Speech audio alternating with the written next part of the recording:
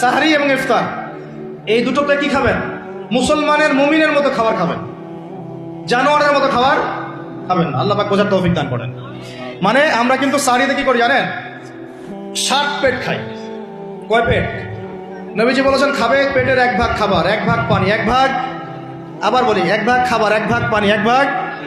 কার পেট খালি আছে এখন খাওয়ার সময় খাওয়ার টেবিলে?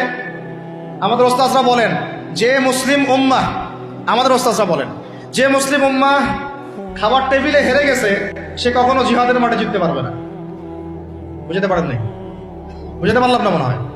যারা খাওয়ারের টেবিলেই হেরে গেছে, এখানেই তো আপনি সুন্নাহ মাফিক খাইতে পারতেছেন না, প্রবৃত্তির কাছে হেরে গেলেন, গপ গপ গপ গপ করে খাচ্ছি 7 পেট ভর্তি করে।